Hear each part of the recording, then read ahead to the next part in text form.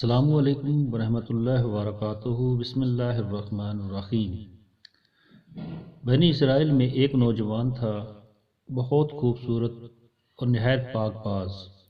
وہ نوجوان ٹوپیاں اور ٹوکریاں بنا کر بیچتا تھا۔ ایک دن بازار میں ٹوپیاں بیچتے بیچتے وہ بادشاہ کے محل کی طرف نکل پڑا۔ محل میں سے ایک حسین شہزادی کی نظر اس پر پڑی تو اس نے اپنے خادمہ کو بھیج کر اس نوجوان کو بلوا لیا۔ نوجوان سمجھا کہ شاید شہزادی نے کچھ خریدنا ہے۔ وہ خادمہ کے ساتھ محل میں داخل ہوا تو خادمہ دروازہ بند کر کے باہر سے چلی گئی اور شہزادی برہنہ حالت میں سامنے آ گئی اور بولی، اے حسین نوجوان، میرے قریب آ اور میری خواہش پوری کرو۔ نوجوان نے کہا، اے شہزادی، اس رب سے ڈرو جو بہت بے نیاز ہے۔ شہزادی نہ مانی اور دھمکی دینے لگ پڑی، اگر تو نے میری تسکین پوری نہ کی تو میں شور مچاتے ہوئے اسی حالت میں بادشاہ سلامت کے پاس جاؤں گی اور کہوں گی کہ اس نوجوان نے میری عزت لوٹنے کی کوشش کی ہے۔ اب نوجوان بڑا پریشان ہوا اور کچھ سوچ کر بولا کہ اچھا، مجھے نہانے کی اجازت دی جائے تاکہ میں صاف ستھرا ہو جاؤں۔ شہزادی بولی، ٹھیک ہے، پر یہاں نہیں نہانا، کیونکہ یہاں سے تم بھاگ جاؤ گے۔ تم اس خادمہ کے ساتھ 40 فٹ اوپر چھت کے اوپر جا کر نہاؤ۔ نوجوان مان گیا اور اوپر چلا گیا۔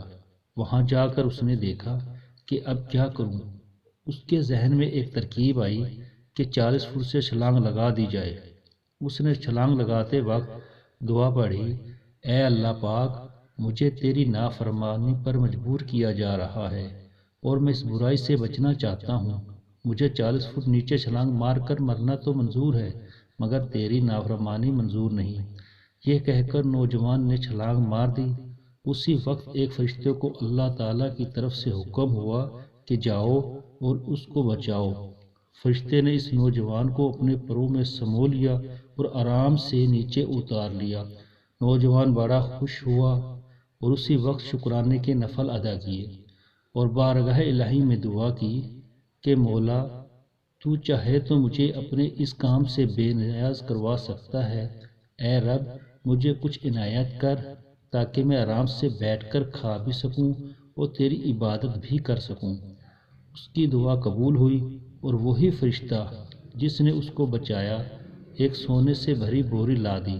عظیم نوجوان نے پھر سجدہ شکر ادا کیا اور بولا، اے پروردگار، یہ جو سونا اسی رزق کا حصہ ہے جو مجھے دنیا میں ملنا تھا، تو اس میں برکت فرما، اور اگر یہ اس اجر کا حصہ ہے جو مجھے آخرت میں ملنا ہے، اس کی وجہ سے میری آخرت کے اجر میں کمی ہوگی تو مجھے یہ دولت نہیں چاہیے۔